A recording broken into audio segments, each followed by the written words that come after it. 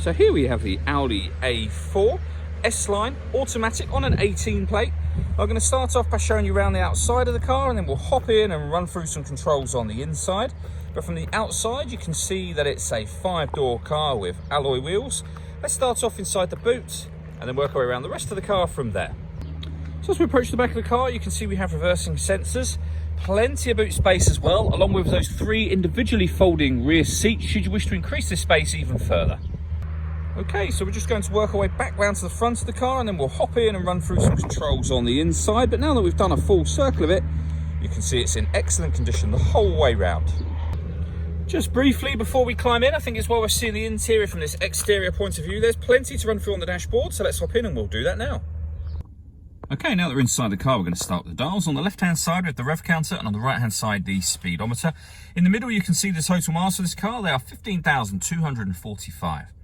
We have a digital readout for the speedometer above that, but you can change the information displayed there by using buttons on the steering wheel for various different bits of trip computer information. And there are other menus available as well, from your audio to your phone to satellite navigation at the end there, and all the way back across to the beginning again.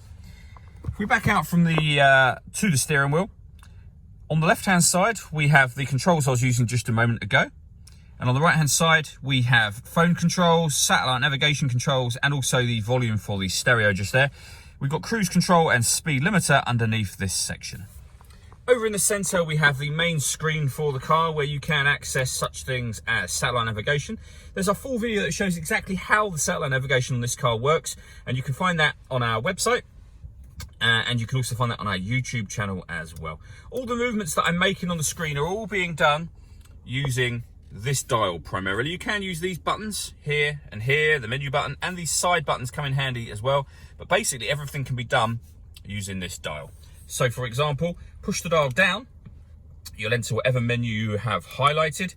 You can then access the panel to the left hand side with the buttons next to the dial, and you can see we have FM, DAB and AM radio.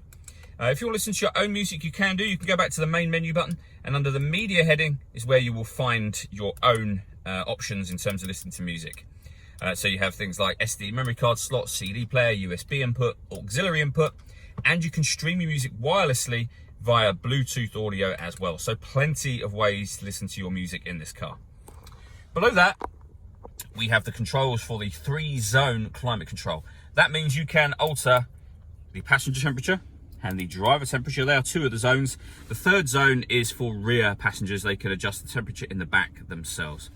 You can adjust the fan speed. You can determine where you'd like the air to be distributed for each individual side of the car. When you're happy with those settings, you can turn the air conditioning on. You see it's off at the moment, so you can put it on to eco, or you can turn it on properly.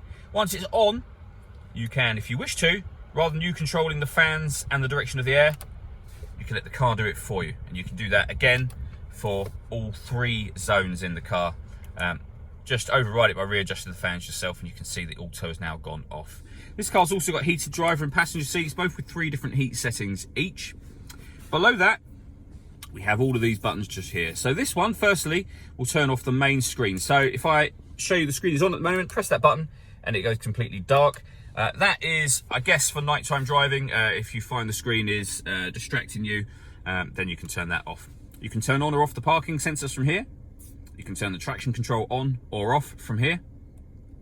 This one will turn on the stop and start or turn it off. So it's on at the moment. The car is designed to cut out when it's stationary in traffic to save you fuel. That system is now turned off. And then these buttons will change the way the car drives. So you can put it into comfort, auto, so it will do everything itself, dynamic, and also individual, which will enable you to customize the way in which it drives. Below that, we have a 12-volt charging socket, USB input, and the button to start and stop the engine.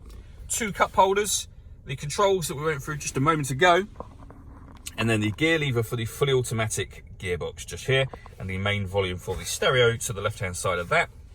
Electronic handbrake, and it has an auto hold function as well. So if you come to a complete stop, the handbrake will go on automatically, or you can turn that off if you'd rather. All that leaves me to say is thank you for taking the time to watch this video. If you'd like to come and see the car in person and have a test drive, please feel free to call any of our MJA sites. We'd love to hear from you soon.